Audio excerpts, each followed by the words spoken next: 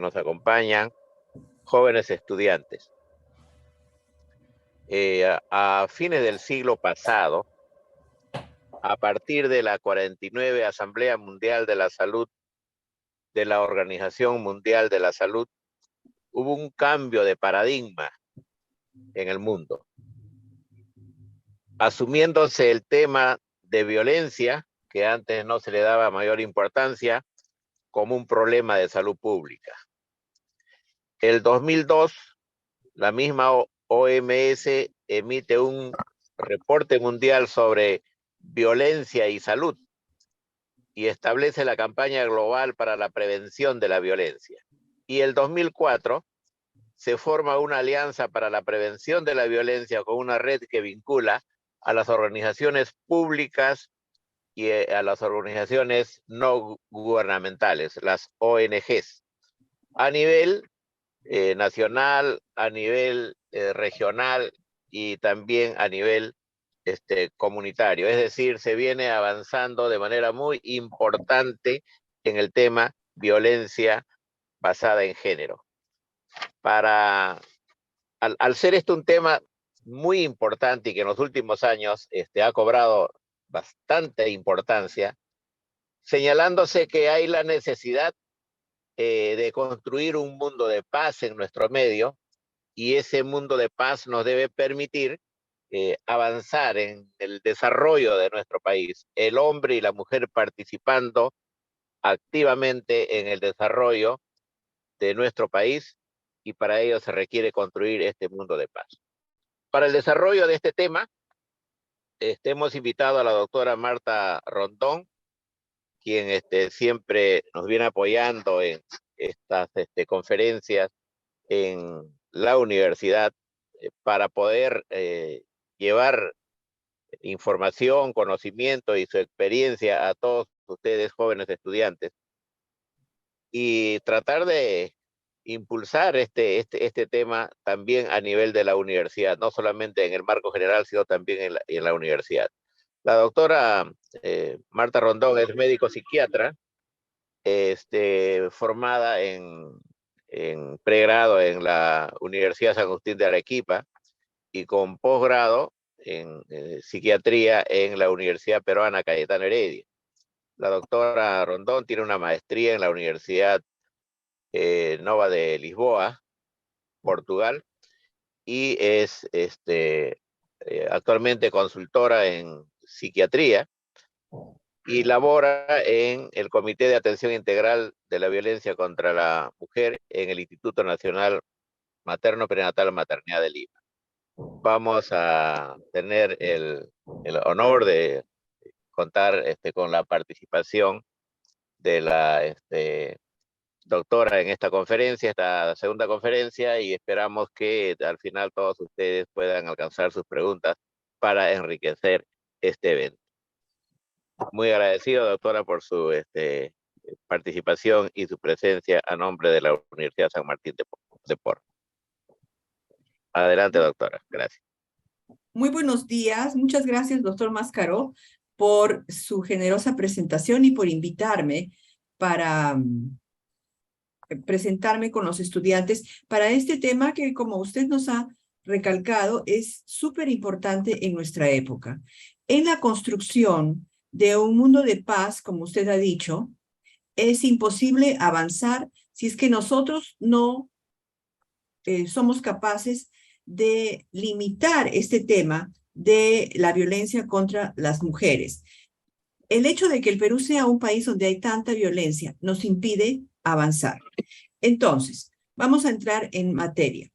Al final de esta actividad, los alumnos deberán ser capaces de definir la violencia y sus tipos, discutir las causas, frecuencia e impacto de este problema, reconocer a las personas afectadas por violencia en su práctica clínica diaria, describir el rol que le toca al sector salud, proponer intervenciones para responder a las necesidades de las personas afectadas, familiarizarse y aplicar el modelo ANIMA propuesto por la Organización Mundial de la Salud con soltura y plantear intervenciones para prevenir la violencia. El doctor Mascaró ha revisado algunos de los puntos importantes del contexto global en el reconocimiento y la lucha contra la violencia. El más reciente ha sido la reunión de una comisión convocada por la revista Lancet Psychiatry. Es la comisión sobre la violencia de pareja y la salud mental para el avance de los servicios, la investigación y las políticas en salud mental al respecto de la violencia. Esta comisión ha publicado un importante informe en junio del 2022. Le he pedido a la doctora Ayllón que les haga llegar el resumen ejecutivo de esta comisión porque resume más o menos el estado de las cosas y nos presenta, digamos, los pasos a seguir en este importante capítulo. La violencia contra las mujeres ha sido definida como todo acto de violencia basado en la pertenencia al sexo femenino que tenga o pueda tener como resultado un daño o sufrimiento físico, sexual o psicológico para la mujer, así como las amenazas de tales actos, la coacción o la privación arbitraria de la libertad en la vida pública y en la vida privada. La violencia puede ser física, si causa lesiones físicas, sexual, si consiste de actos sexuales, donde la violencia sexual se define como todo acto de naturaleza sexual sin consentimiento de la persona. No quiere decir agarrando a patadas a la otra persona, sino simplemente sin su consentimiento. De modo que una persona que está en crisis psicótica, que está bajo el efecto de las drogas o que todavía es demasiado joven para darse cuenta de las consecuencias de sus actos, no puede dar consentimiento y se considera violencia sexual, aunque no haya agresión, no haya lucha, no haya ni siquiera amenaza de muerte. Y también puede haber un daño psicológico, que es el más frecuente, donde las palabras y los actos de la persona están dirigidas a menoscabar su identidad, disminuir su dignidad, hacerla sentir mal. Y se considera también violencia, repito, las amenazas. Insiste nomás para que veas cómo te va. La coacción. Si sigues utilizando esas píldoras, me voy a ver obligado a tomar medidas. O la privación arbitraria de la libertad. Te he dicho que no vas y no vas. ¿No es cierto? Porque nosotros tenemos libertad de tránsito. Y esto incluye la vida privada y la vida pública. La violencia basada en género, por su lado, es la violencia que te ocurre por la pertenencia a un género. La violencia que le ocurre a las mujeres por ser mujeres. Entonces, por ejemplo, si a una persona, a una mujer, le roban en la calle y la tiran al suelo, eso no es violencia basada en género, porque estrictamente no está dirigida contra ella por ser mujer. Pero, en el caso hipotético de que en un distrito dijeran, vamos a apagar las luces de la calle a las 8 de la noche para que todas las mujeres se queden en su casa y no estén transitando, y sale una señora a las 9 de la noche y es atacada, esa sí es violencia de género, porque todo el contexto está dirigido a menoscabar la libertad de esa mujer. Toda la violencia del compañero íntimo, de la pareja, es una forma de violencia basada en género. ¿Por qué? Porque el propósito de esta violencia es someter a la mujer a las órdenes de quien tiene el poder. Es un acto basado en el control y el poder.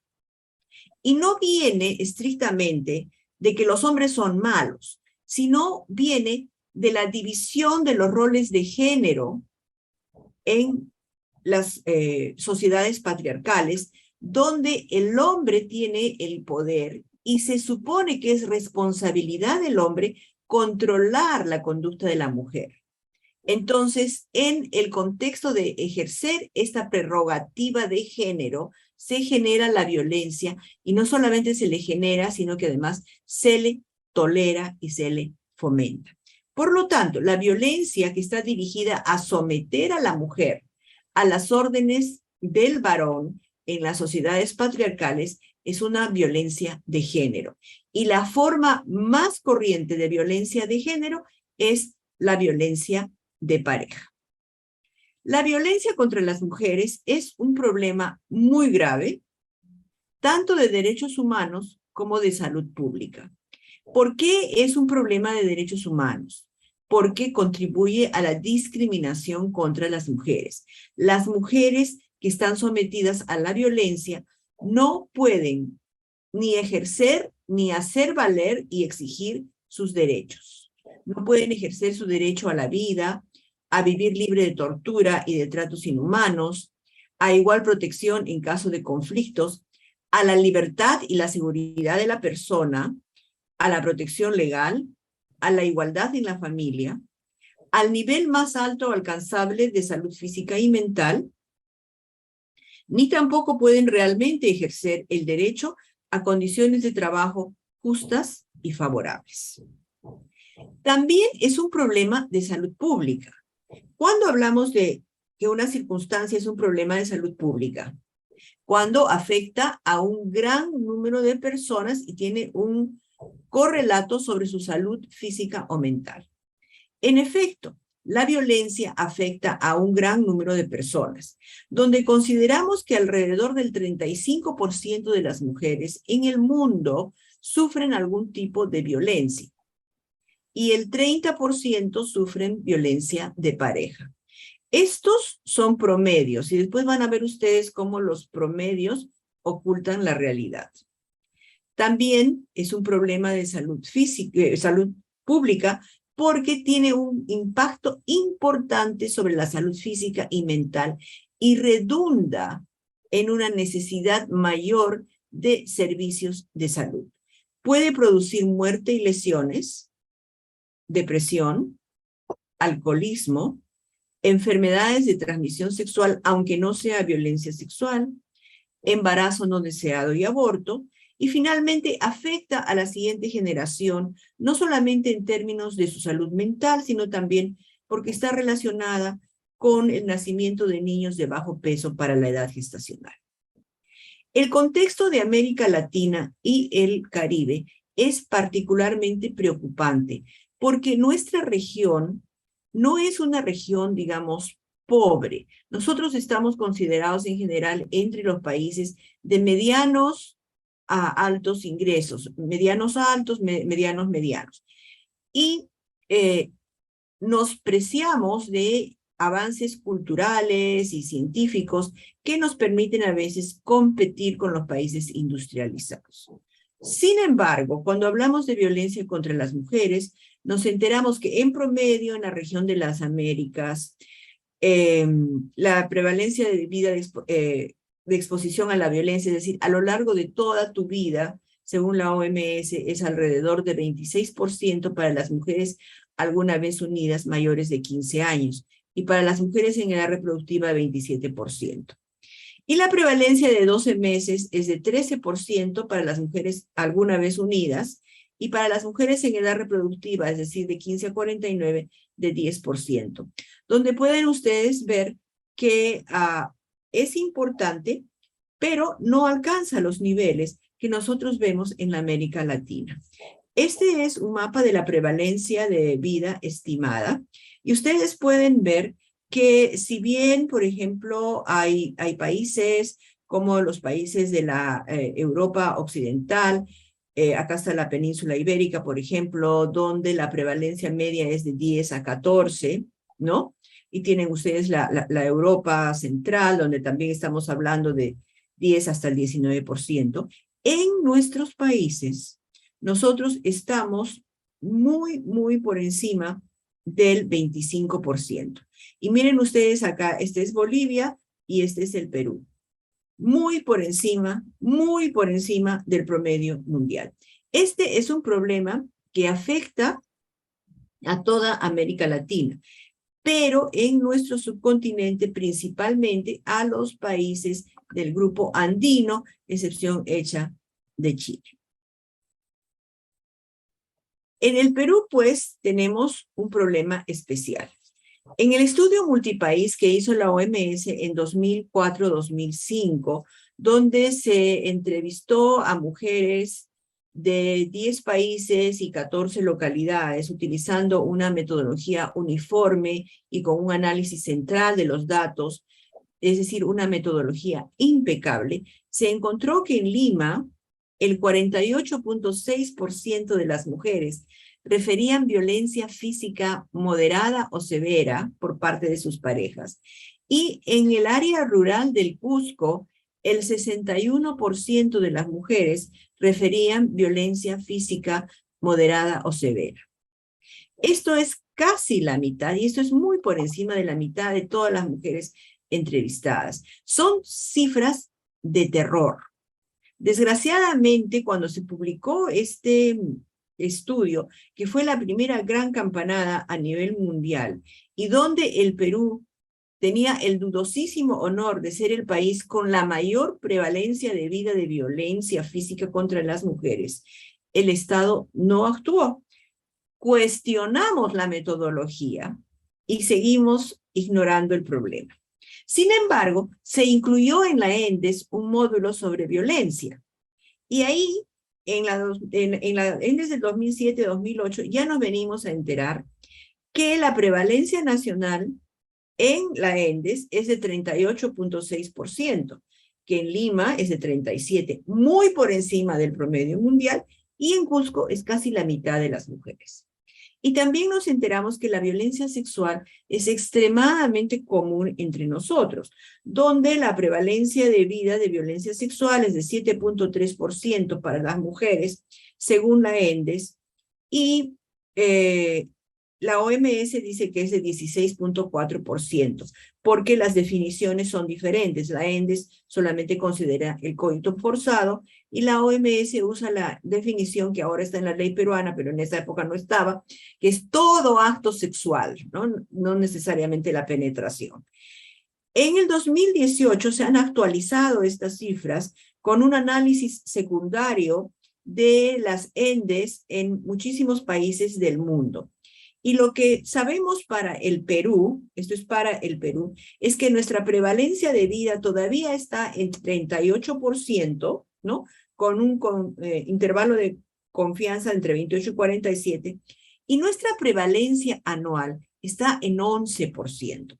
De modo que todavía manejamos cifras altísimas.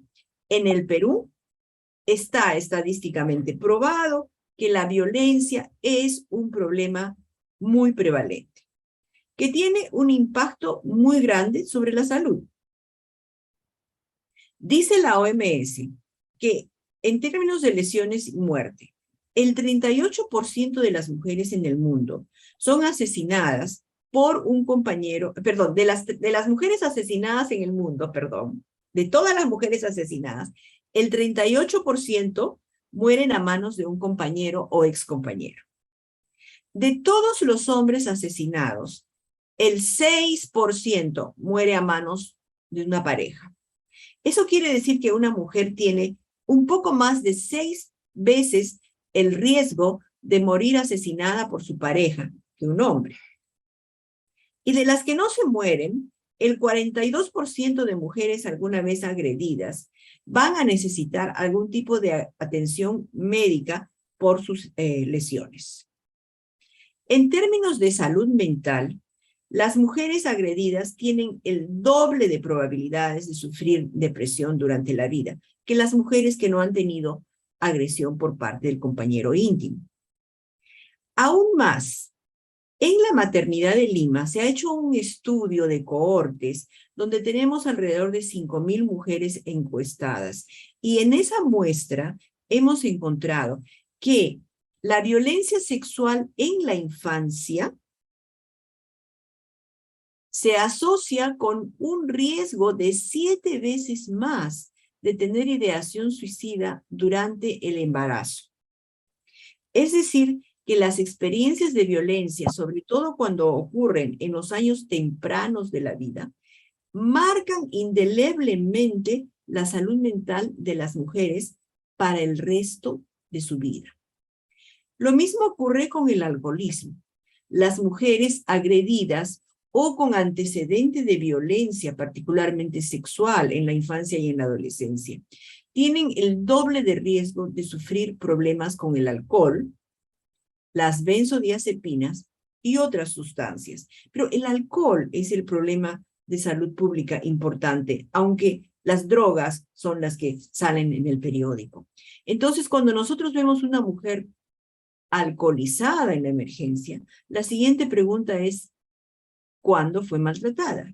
¿Quién la maltrata? También el riesgo de enfermedades de transmisión sexual es mayor, 1.5 veces más, en mujeres que tienen historia de violencia de pareja. No solamente sexual, sino también física y psicológica, porque la exposición continuada al estrés de la violencia disminuye la inmunidad. Hay un impacto muy importante sobre la salud sexual y reproductiva, donde la violencia contra las mujeres está relacionada al embarazo no deseado porque se sabotea la planificación familiar, existen las relaciones forzadas en el matrimonio, existe y es muy prevalente la violación sexual y la prohibición o la falta de acceso a la planificación familiar. El aborto se relaciona con un doble de prevalencia de abortos clandestinos, seguros e inseguros en mujeres violentadas. Las mujeres violentadas tienen el 15% más de riesgo de tener recién nacidos pequeños para la edad gestacional, es decir, que ha habido una restricción del crecimiento intrauterino por un exceso de estrés, pero esta es una manera desfavorable de nacer, ¿no es cierto? Y también las mujeres violentadas durante la gestación tienen 4 veces más posibilidades de tener un natimuerto y muerte perinatal. Entonces, el impacto sobre la salud sexual y reproductiva es muy importante, es muy grande, y por eso es que se piensa en los organismos internacionales que debe haber una alianza natural entre la lucha contra la violencia hacia las mujeres y la prestación de mejores servicios de salud sexual y reproductiva. Sobre la salud mental, tenemos que considerar que la violencia es un estresor severo que se repite. Además, se repite aleatoriamente. La mujer en realidad no puede predecir cuándo es que su hombre va a estar no complacido. Esto lleva a la desesperanza, el temor, la desconfianza y la desvalorización de sí misma, que nosotros decimos la baja autoestima. Quisiera que ustedes recuerden que la baja autoestima es la consecuencia de la violencia. No es un factor predisponente para la violencia, como muchas veces se predica, que la mujer que se respeta no la violentan, no es verdad, que la mujer que tiene una alta autoestima no es violentada, no es verdad. Lo que es verdad es que el sufrir violencia va a llevar a la baja autoestima. Esta violencia como estresor severo y a repetición no solamente causa estos cambios psicológicos, sino que va a dar lugar a cambios en el sistema nervioso central, que tienen que ver con un incremento de la reactividad del núcleo amigdalar, un aumento de la actividad del núcleo accumbens, es decir, mayor impulsividad y dificultades en la acción de la corteza prefrontal, que como ustedes saben es la que controla y modula al lóbulo límbico. Estos cambios en el sistema nervioso central afectan la capacidad de enfrentarse a los estresores, que es una condición sine qua non de la salud mental. La salud mental consiste en acceder a la autorrealización y poder enfrentarse a los estresores, ¿no es cierto? Entonces, se afecta esta capacidad de enfrentarse a los estresores, porque la amígdala, que está hiperreactiva, reconoce todos los eventos como amenazadores. Entonces, la mujer entra en angustia, en ansiedad, se produce una liberación excesiva de norepinefrina. La norepinefrina intoxica al lóbulo prefrontal, no lo deja funcionar bien, y entonces la mujer está irritable, ansiosa, impulsiva, y el exceso de ansiedad eventualmente la va a llevar a la depresión. Entonces, como hay más depresión, la mujer, además que está impulsiva, va a tener mayor probabilidad de intentar suicidio. Pero además, como está deprimida e irritable, se va a fragilizar su red de soporte, va a tener más conflictos interpersonales, se va a sentir aislada y estigmatizada, y eventualmente esto también va a incrementar sus posibilidades de tener conducta suicida. De modo que el impacto de la violencia sobre la salud mental lleva a la estigmatización, la soledad, la pobreza, la enfermedad y la muerte. ¿Cuáles son los factores relacionados a la violencia? Porque si nosotros queremos hacer prevención, tenemos que conocer cuáles son los factores de riesgo. La residencia, estos son en nuestro país. Residencia urbana, menor riesgo a mayor nivel educativo, pero no quiere decir que terminar la secundaria te protege. Lo que te protege es terminar la educación terciaria. Las mujeres en el segundo al cuarto quintil de ingresos tienen más riesgo de violencia, y se piensa que lo que protege a las mujeres extremadamente pobres es la existencia de bonos y asistencias que disminuyen el estrés de la extrema pobreza. La edad entre 25 a 39 años son las mujeres más violentadas en nuestro país. En nuestro país, a diferencia de otros países, sufren más violencia las casadas o convivientes, y las mujeres que tienen una historia de mayor número de parejas revelan más violencia. Ahora, es importante recordar que la violencia de pareja disminuye cuando aumenta la edad de la primera unión. Es decir, nosotros tenemos que buscar que las adolescentes y las mujeres jóvenes posterguen lo más posible su primera unión, porque cuando son un poquito mayores al entrar en convivencia, su riesgo de sufrir violencia disminuye. Y las mujeres empleadas fuera de casa sufren más violencia porque están desafiando las normas patriarcales. Hay un modelo ecológico que toma en cuenta los factores del agresor, de las relaciones, de la comunidad y de la sociedad, pero también es importante, y este es el trabajo de la comisión, tomar en cuenta los factores de riesgo y los posibles factores protectores a lo largo de la vida, donde los factores de riesgo son la pobreza, la mala nutrición, la mala salud materna durante la gestación, la falta de reactividad y el mal vínculo durante los primeros años de vida, las enfermedades del neurodesarrollo, durante la infancia, la violencia contra los niños, incluido ser testigo de violencia entre los padres, el bullying, en la adolescencia el acceso a las drogas, las normas de género que fomentan la violencia y las pobres oportunidades para la educación.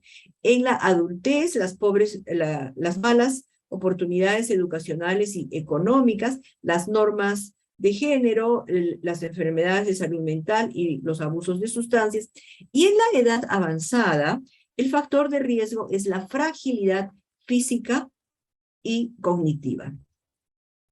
Entonces, en el periodo prenatal y perinatal, nosotros tenemos que cuidar a las madres, porque cuando la mamá cursa el embarazo expuesta a la violencia, con depresión, con las consecuencias del trauma, esto va a afectar el sistema nervioso central de los niños, y estos niños y niñas van a nacer con una mayor impulsividad y un mayor riesgo de perpetrar y de sufrir violencia.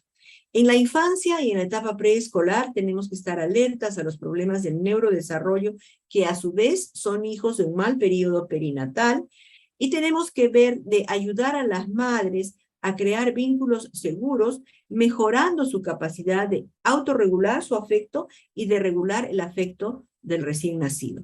En la etapa escolar, como habíamos dicho, el maltrato infantil, y tenemos que ocuparnos de mejorar las oportunidades educativas, porque la mala educación, tanto para hombres como para mujeres, es un factor de riesgo para violencia. En la adolescencia, la falta de oportunidades y las normas de género tienen que ver con la perpetración de violencia. Las normas de género son las que le enseñan a las niñas que lo más valioso que tienen es la virginidad y por tanto tienen que entregarla en prueba de amor al enamorado y eso da lugar a violencia sexual, celotipia y violencia física. Y las normas de género también son las que le enseñan a los hombres. Por un lado, que para demostrar su hombría tienen que tener el mayor número posible de parejas y por otro lado, que la pareja les debe total y absoluta fidelidad. Entonces, ahí hay unos mandatos como que se contraponen entre sí mismos y ambos dos dan lugar a la violencia. Y también en la adolescencia aparecen las enfermedades mentales serias como la esquizofrenia y la enfermedad bipolar, y estas se relacionan con perpetración de violencia y hay un riesgo de abuso de sustancias que también tiene que ver con la violencia. En la adultez, hay que tener mucho cuidado de detectar los problemas de salud mental porque son responsables del 12% de la violencia y de las escasas oportunidades de empleo y oportunidades económicas que causan tensión y conflicto al interior de la pareja que muchas veces solamente saben negociar a través de la violencia. En la adultez mayor sabemos que hay mayor riesgo de sufrir violencia si uno es más frágil y tiene problemas de demencia, y también por la dependencia económica. ¿Le toca al sector salud participar? Por supuesto. ¿Por qué? Porque las mujeres identifican al proveedor de salud como alguien competente en quien confiar. La violencia del compañero íntimo tiene consecuencias adversas sobre la salud física y mental. Entonces, nosotros vamos a encontrar a las personas violentadas en nuestro trabajo diario. Y los establecimientos de salud, que son lugares conocidos y respetados de la comunidad, le pueden ofrecer a las mujeres un ambiente seguro donde ellas pueden hablar de la violencia que sufren y pueden esperar un consuelo. Además, en nuestro país hay una razón bien importante, y es que la ley, ¿no es cierto?, de salud, de violencia contra las mujeres, la ley para la erradicación de la violencia contra las mujeres, dice claramente que los proveedores de salud tienen un rol importante frente a la violencia. Nosotros estamos obligados a reconocer, a notificar y tenemos que actuar en las consecuencias de la violencia y también en la prevención. Eso nos manda la ley. Ya no podemos decir, ese no es nuestro problema, ese es un problema privado. La ley lo manda. ¿Cuáles son, sin embargo, los requisitos de los establecimientos que van a enfrentar la violencia y van a dar una respuesta adecuada? Primero, que tiene que haber un liderazgo comprometido. Es decir, que desde la gobernanza del establecimiento tiene que haber un compromiso con luchar contra la violencia. Tiene que haber un personal capacitado y la capacitación tiene que ser continuada. ¿De qué hablamos cuando hablamos de personal capacitado?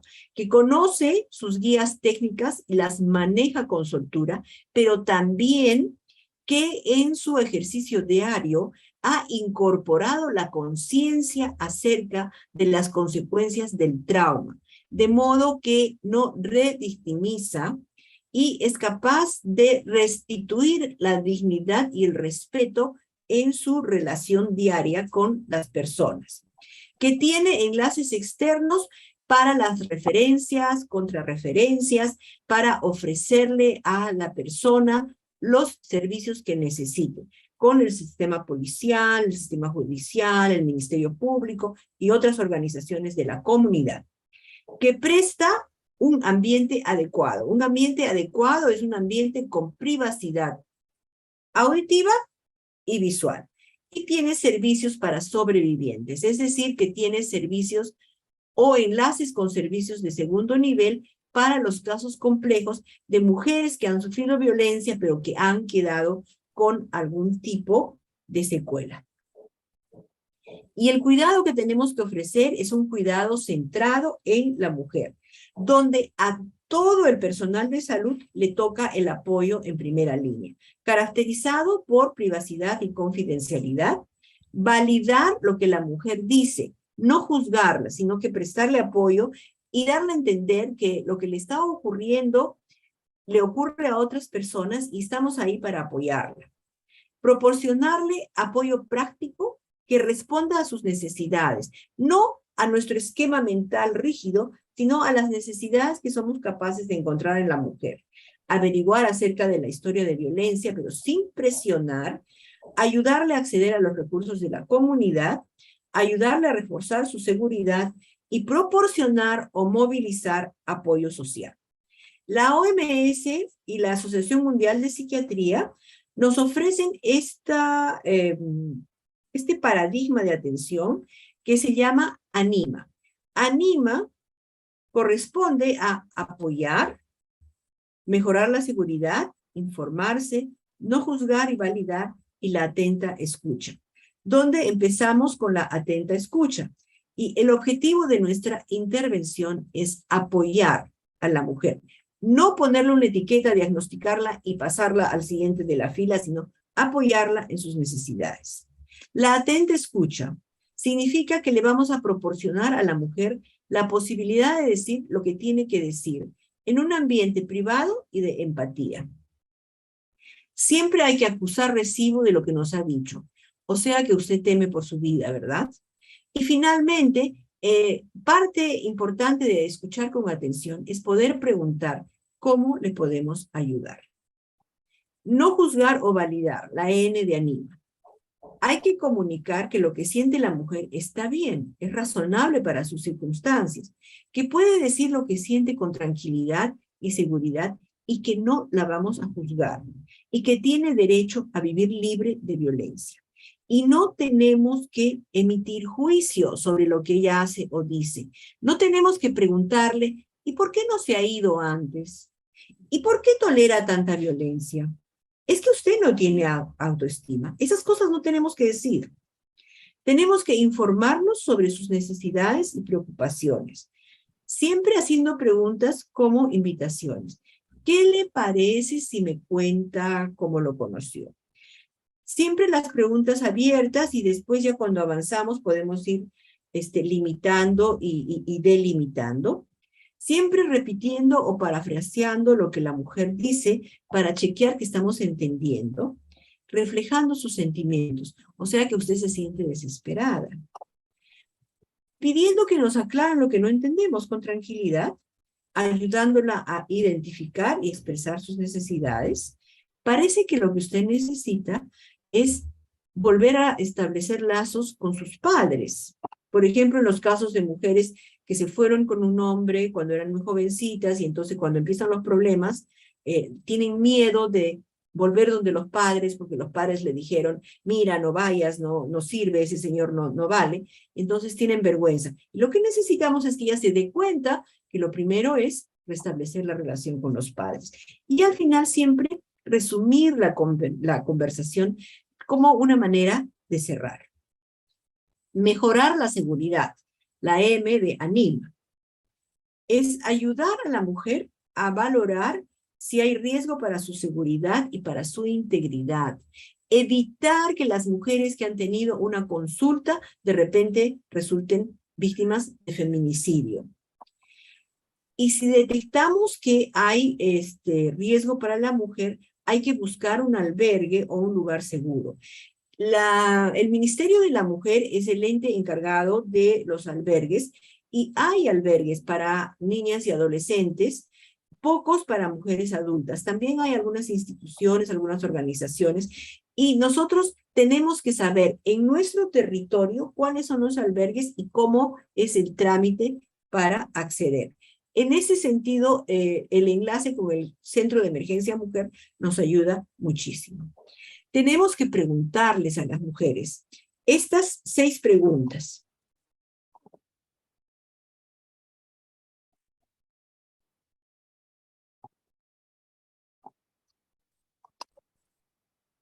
Y si la respuesta a una sola de estas preguntas es afirmativa, tenemos que considerar que hay riesgo de feminicidio. Entonces, si ha usado el arma, si la trató de ahorcar, si ella tiene la idea de que él la puede matar, si ha habido violencia durante el embarazo, los celos violentos, y el incremento de la violencia en los últimos 6 meses son campanas de alarma y basta una sola para considerar que hay riesgo feminicida, donde tenemos que entrar en contacto con las autoridades, buscar albergar y refugiar a la mujer y que ella tenga medidas de protección. Y luego, el apoyo. ¿En qué consiste el apoyo?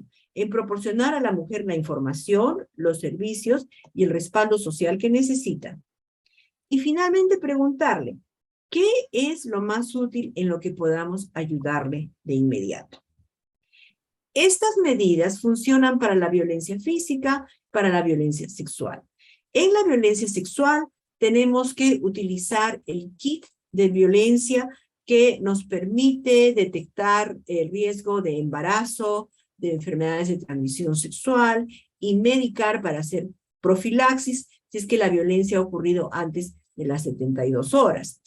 El kit es de uso obligatorio y hay mucho seguimiento por parte del ministerio, felizmente. Si nosotros utilizamos nuestro kit adecuadamente, debemos disminuir el riesgo de enfermedades de transmisión sexual y de embarazo.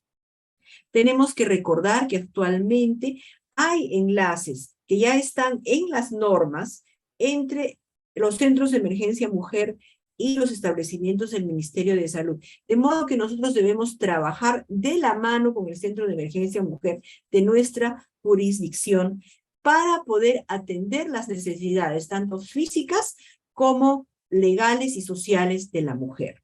Lo que es importante es sentirnos parte de un grupo, no sentir que trabajamos aislados y que nosotros solitos tenemos que solucionarle la vida a la señora.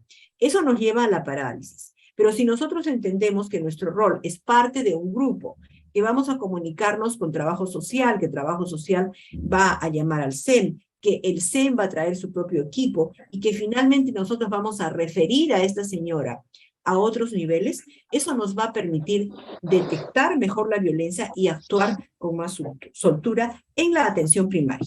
Pero más allá de la atención primaria, nosotros en el país necesitamos mejorar las prestaciones sociales, garantizando la seguridad alimentaria de las madres y su protección de la violencia y la exclusión.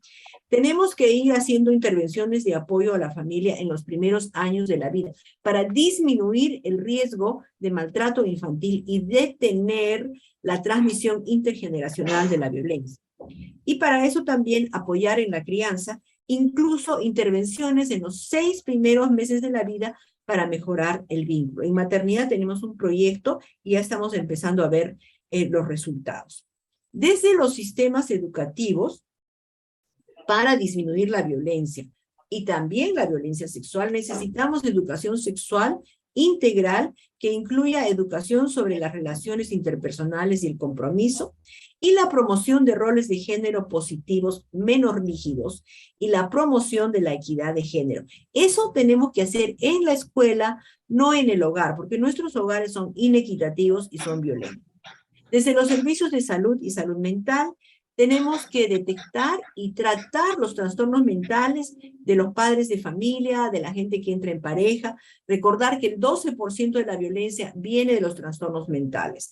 También tenemos que recordar que las personas que tienen enfermedades mentales tienen como 30% más de posibilidades de sufrir violencia. Entonces tenemos que estar alerta. Tenemos que ser muy cuidadosos con el reconocimiento y el tratamiento de los trastornos por abuso de alcohol.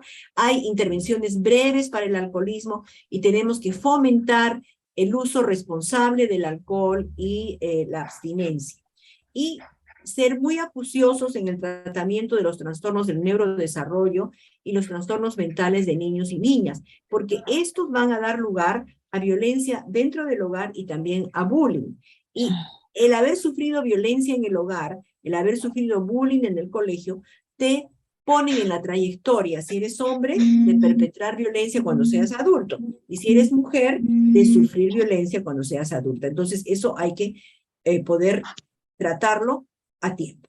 Desde los servicios de salud es también muy importante mejorar la calidad y el acceso a servicios de salud sexual y reproductiva.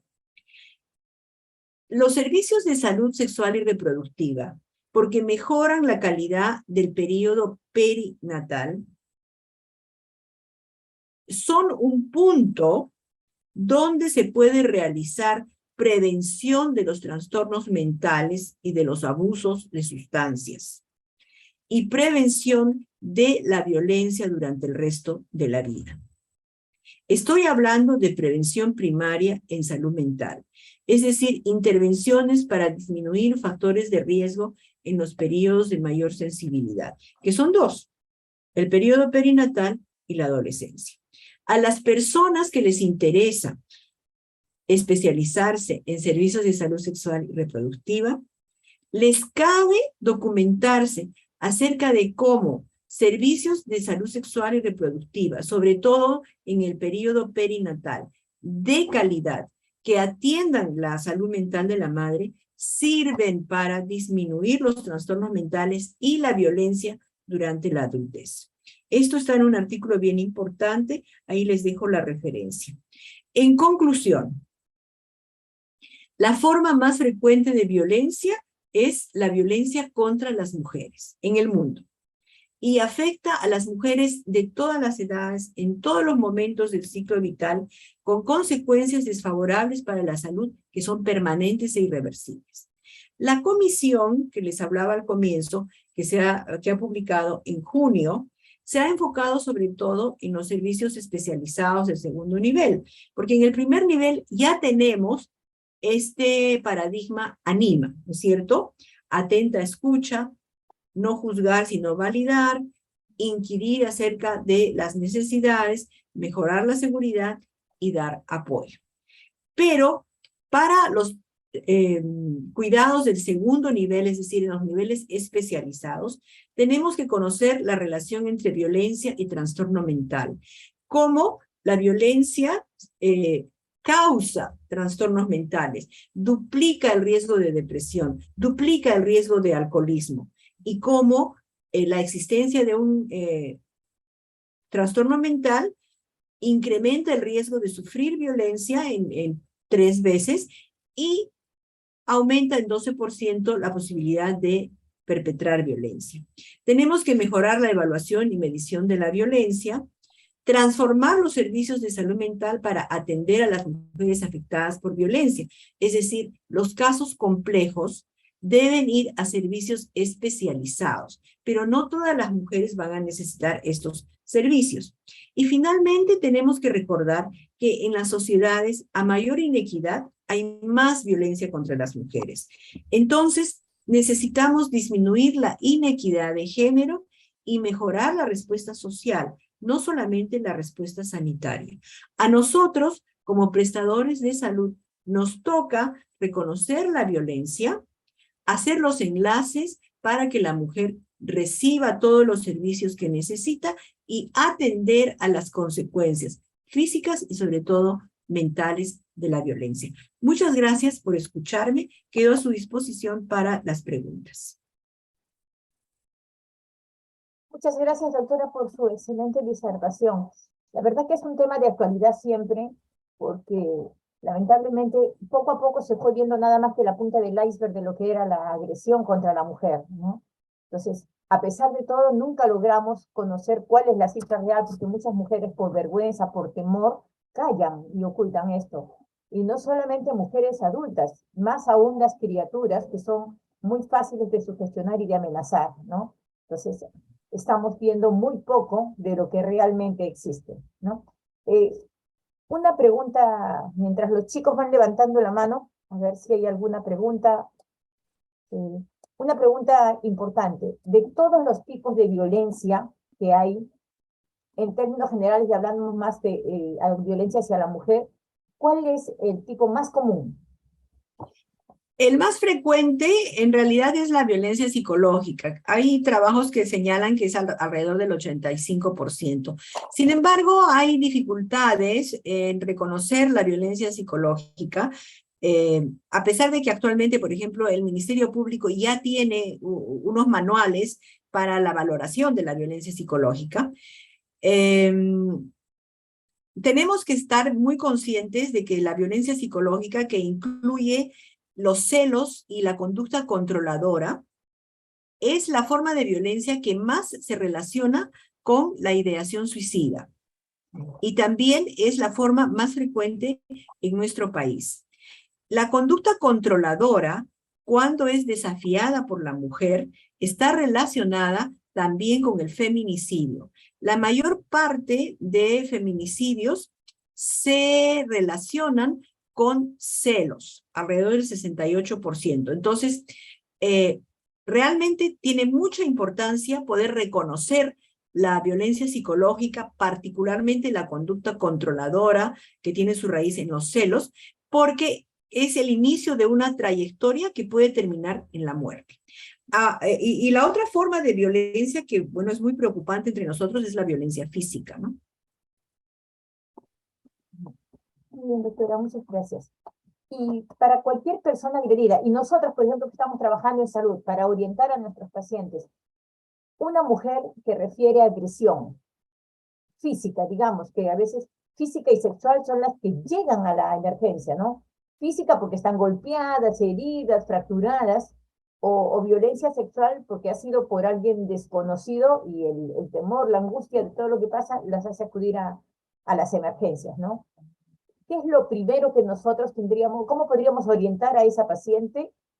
O sea, a la parte médica la vamos a atender nosotros, pero ¿cómo podemos orientar a la paciente? ¿Qué cosa es lo que debe hacer ella, además de acudir a un médico, no?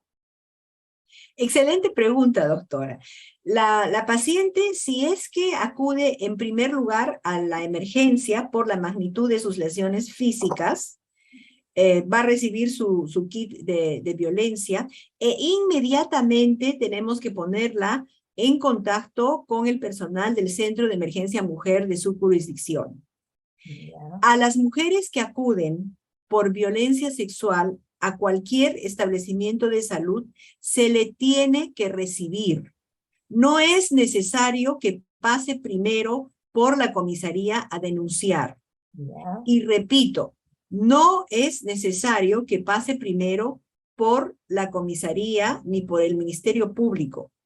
Llega al establecimiento de salud y debe ser recibida. Como ha dicho la doctora Ayllón, hay medidas de salud física que se van a tener que realizar de inmediato, atender las lesiones de acuerdo con su prioridad y magnitud, aplicar el kit de violencia.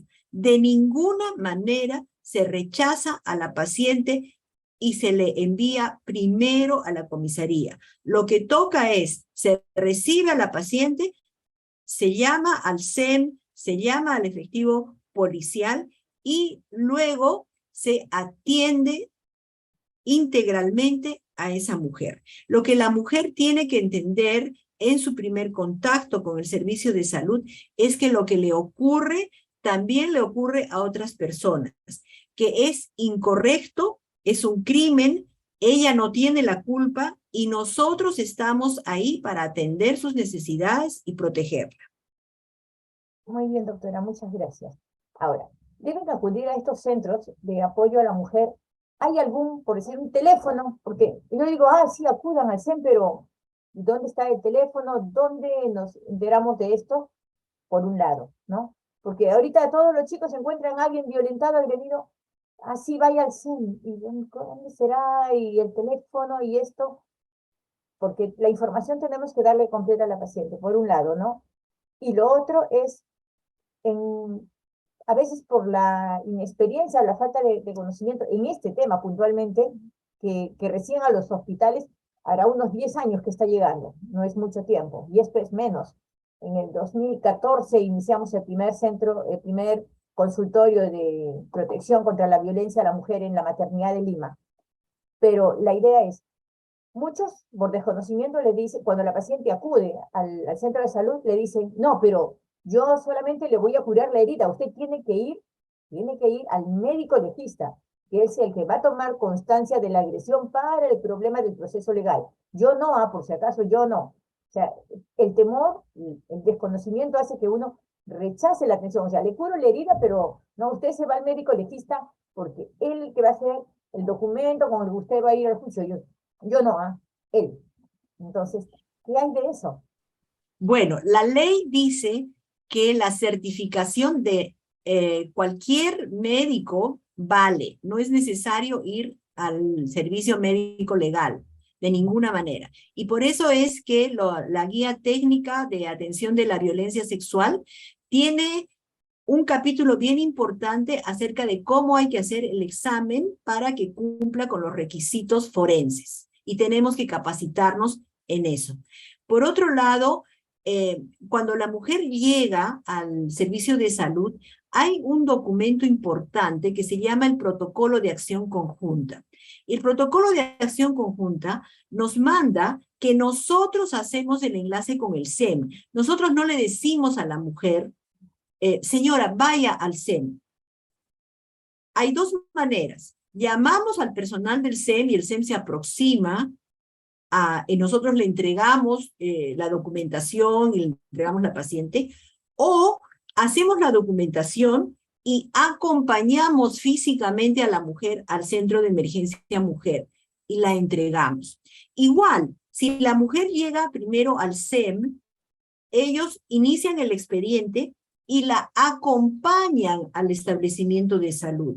Ya no es aceptable, según las normas técnicas vigentes actuales, que le decimos, ya señora, vaya al SEM. Eso no se hace. La acompañamos o llamamos al personal. En maternidad en general lo que hacemos es que llamamos al personal y el personal acude. Ok, doctora, muchísimas gracias por toda esta información que para nosotros que estamos muchas veces en primera línea de salud, es importante que sepamos nosotros para poder orientar a nuestros pacientes y protegerlas, sobre todo de esto que es algo que ataca uno de los principales derechos, ¿no? Del ser humano en sí, ¿no? A ser violentado, ¿no? Bueno, doctora, muchísimas gracias por su brillante exposición y esperamos contar con usted posteriormente. Muchas gracias por la invitación, doctora. Espero que nuestros jóvenes estudiantes no se asusten cuando se hable de violencia contra las mujeres. No somos salvadores, no tenemos que hacernos cargo de cambiarle la vida a la señora. Somos parte de un equipo multisectorial. Entonces, si nosotros hacemos nuestra parte, ya es suficiente, pero no tenemos que dejar de hacer nuestra parte. Muchas gracias, doctora. Muchas gracias, doctora. Buenos días. Hasta luego, doctora. Gracias. Ahora sí, chicos, nos vamos retirando para poder entrar a las actividades académicas. La doctora Arroyo ya nos debe estar esperando.